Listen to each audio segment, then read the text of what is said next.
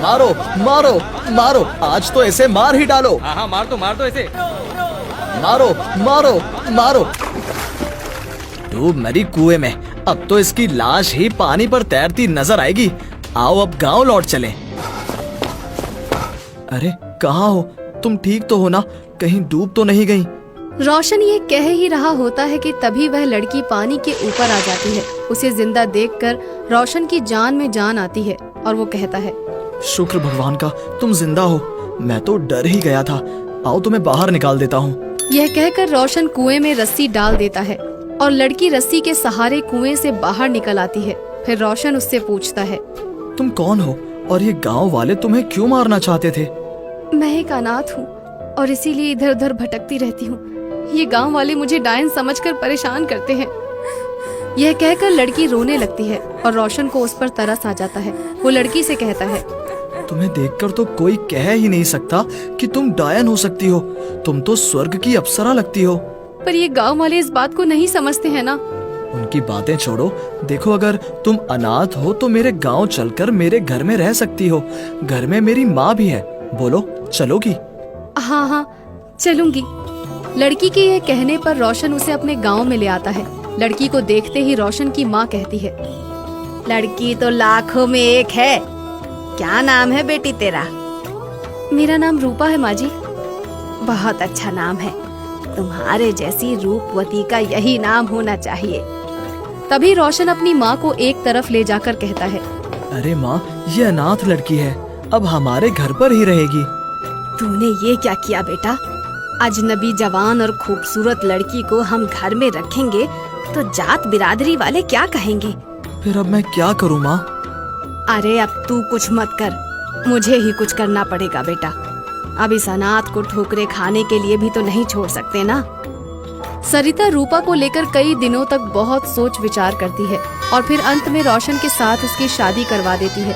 एक दिन रूपा रसोई घर में चाय बना रही होती है कि तभी उसकी सांस फूलने लगती है।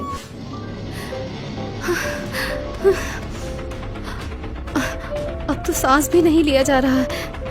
जितना जल्दी हो सके पानी में जाना होगा। यह कहकर रूपा नदी की तरफ भाग लेती है। अरे ये एकाएक बहू को क्या हो गया? देख तो कहाँ भागी जा रही है। तुम ठहरो, मैं देखता हूँ माँ। यह कहकर रोशन भी उसके पीछे पीछे भागता है। रूपा भागते हुए सीधे नदी में कूद जाती है। रूपा रूपा, जल्दी से पानी से बाहर आओ। खुद आ जाओगी या मुझे ही नदी में कूदना पड़ेगा? रोशन के ये कहने पर कुछ देर बाद रूपा खुद ही नदी से बाहर आ जाती है। रूपा, तुम पागलों की तरह भाग भाग कर नदी में क्यों कूद जाती हो?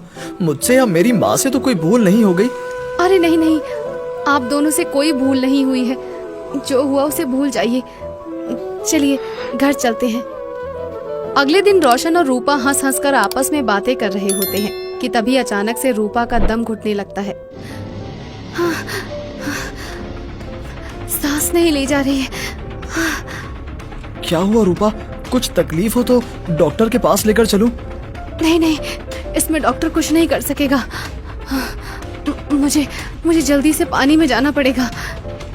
यह कहकर रूपा नदी की तरफ भाग लेती है और फिर रोशन भी उसके पीछे पीछे भागने लगता है। पता नहीं कब तक भागना पड़ेगा इसके पीछे।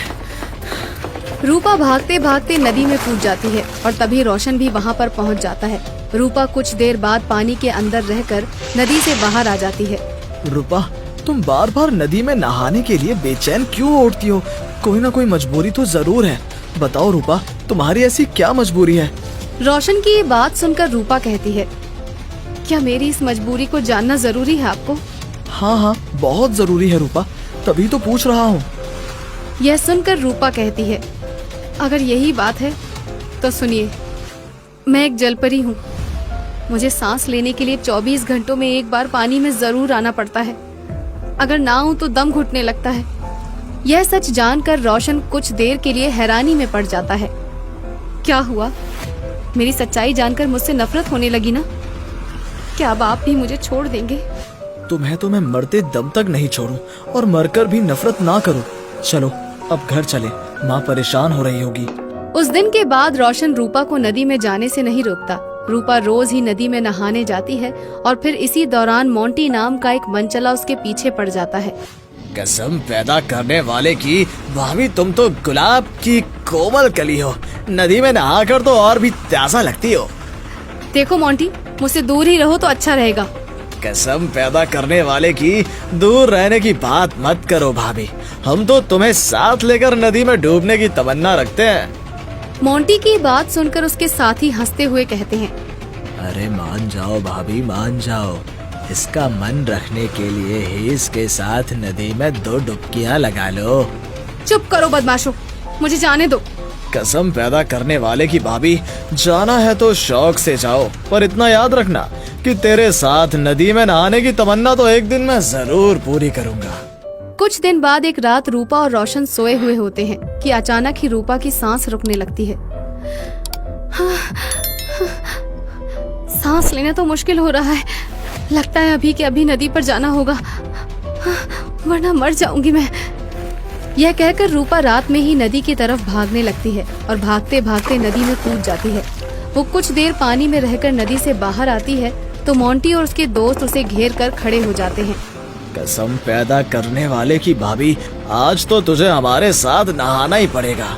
इतनी रात में चीखो चीखो चिल्लाओगी तो भी तुम्हें कोई बचाने नहीं आएगा। मुझे घर जाने दो मोंटी, मेरा पति मेरी राह देख रहा होगा, प्लीज। कसम पैदा करने वाले की, तेरे बहाने आज नहीं चलेंगे। अब तो वही होगा जो ये मोंटी चाहेगा। यह कहकर मोंटी रूपा को जबरन अपनी बाहों में उठा लेता है। बोलो, अब क्या कर लोगी? उस्ताद, अब खड़े मत रहो, जल्दी से नदी में कूद जाओ।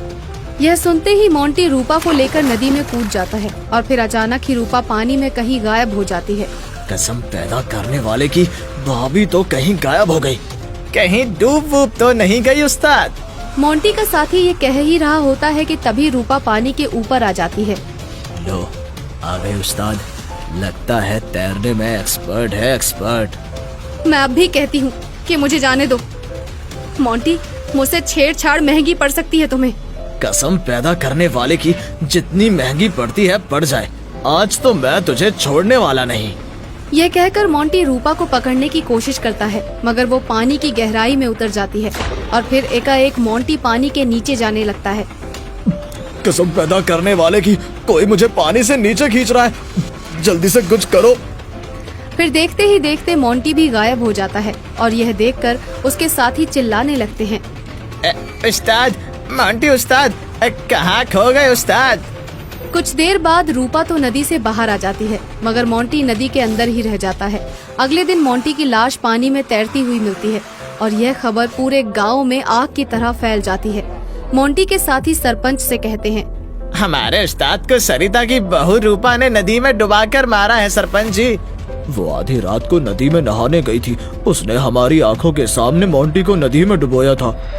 उनकी बात सुनकर सरपंच कुछ गांव वालों को साथ लेकर सरिता के घर जाता है। तुम्हारी बहू ने मोंटी को नदी में डुबोकर मार डाला है सरिता भाभी, अब वो इस गांव में नहीं रह सकती। यह सुनकर सरिता चौंक जाती है और सरपंच से कहती है, ये आप क्या कह रहे हैं सरपंच जी? भला मेरी बहू रात को नदी पर क्या करने जाएगी? वो नदी में नहाने गई थी, हमने अपनी आँखों से देखा है। तभी रूपा वहां आकर सरपंच को सारी असलियत बता देती है और असलियत सामने आने पर सरपंच कहता है, अच्छा ही हुआ बदमाश मर गया, उसे बहू के साथ जबरदस्ती करने का सही फल मिला। मगर सरिता भाभी, अपनी बहू से कह दो कि गैर वक्त नदी पर भूलकर भी ना जाए। यह कहकर सरपंच वहां से चला जाता है और सरिता आग बबूला होकर रूपा से कहती है, बता, तू बार बार नदी में नहाने क्यों जाती है?